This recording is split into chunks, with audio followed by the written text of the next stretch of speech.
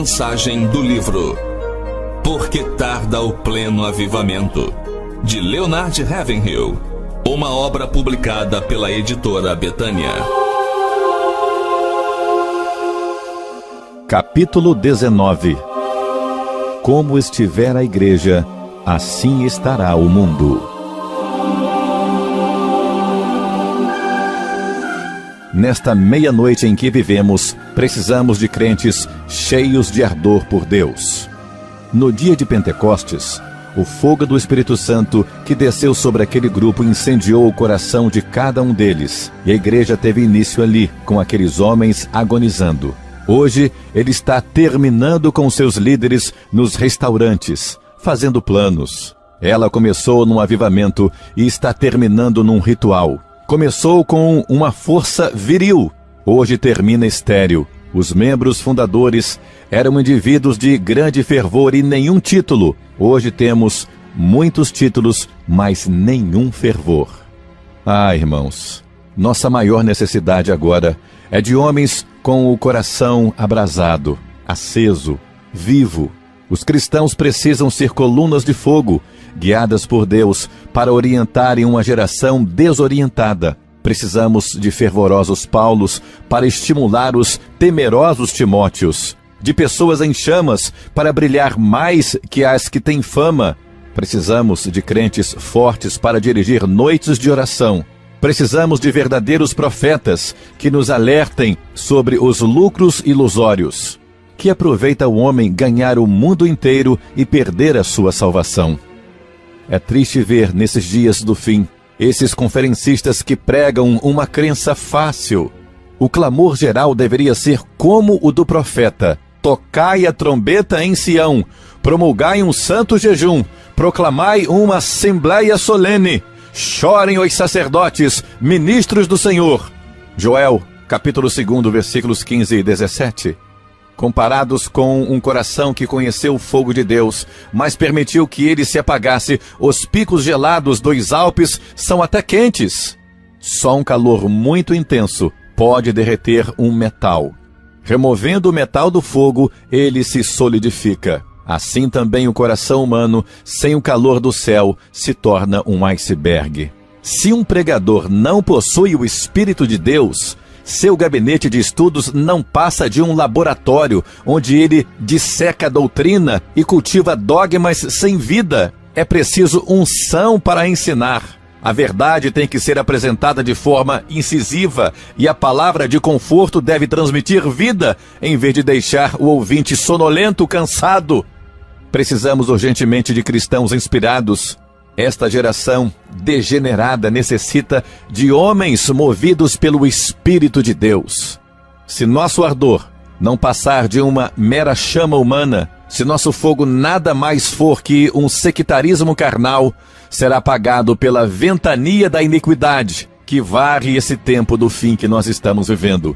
Neste momento, o mundo está sendo avassalado pelo impetuoso vento das falsas religiões e do cristianismo morno, e nós também, alertados sobre essas falsas chamas por homens sem ardor, acomodamo-nos a uma vivência cristã sem fogo espiritual. Incapazes de discernir entre carne e espírito, os religiosos de hoje estão alardeando em manchetes bombásticas que já se divisa um novo boom espiritual. Mais uma vez, o bom está tomando o lugar do que é melhor. Os sábios entenderão.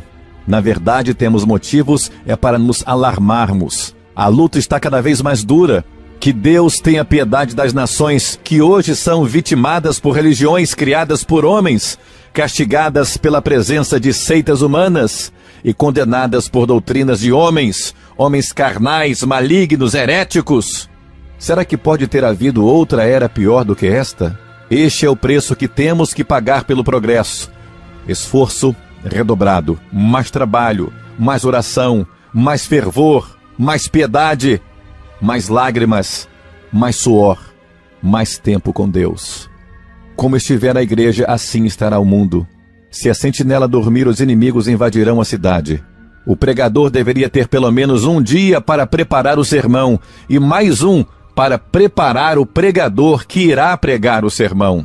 A inspiração é tão misteriosa quanto a própria vida, e ambos vêm do alto, vêm de cima, vêm de Deus. A vida, pela sua própria natureza, gera vida. Assim também só crentes inspirados conseguem inspirar outros. Estamos precisando hoje de novos Josués para conduzir o povo de Deus à terra prometida da vida cheia do Espírito. Como o povo de Israel, nós já conseguimos escapar do Egito e do Faraó, que para nós são o mundo e Satanás. Mas nós fracassamos em Cádiz Barneia. É que algo que pode ser degrau para levar-nos às posições mais elevadas acaba se tornando uma pedra de tropeço. Algo que deve ser apenas um portão de acesso à nossa meta torna-se a meta em si. E algo que deve ser uma via de passagem torna-se o ponto final da linha. Já abandonamos a pobreza do mundo, mas ainda não entramos na Canaã das riquezas de Deus. Imagine só, durante 40 anos o povo escolhido de Deus não presenciou milagres nem recebeu respostas de oração. Só tiveram morte, sequidão e trevas, e tudo por causa da incredulidade. O argumento deles foi: esses gigantes são grandes demais para nós. E nossa resposta diante das dificuldades hoje deve ser: Senhor, peço-te que lhe abra os olhos para que veja. Será que a mão do Senhor está encolhida e não pode salvar? Vamos vê-lo apenas como Deus do passado, o Deus das profecias, mas não o Deus do presente, do já, do agora, da data de hoje que você está ouvindo? O sermão de Pedro no dia de Pentecostes foi penetrante além de fervoroso. A verdade bíblica ganhou vida, mas o que ocorre é o que foi dito por intermédio do profeta Joel. Atos 2,16. O escritor inspirado sentiu logo que essa espada do Senhor tinha um novo corte, de modo que usou para tocar o coração dos seus ouvintes. As pessoas estão sempre dizendo que, nos dias difíceis em que vivemos, os ouvintes precisam mais de palavras de consolo. Concordo. Há muitos que de fato precisam de conforto.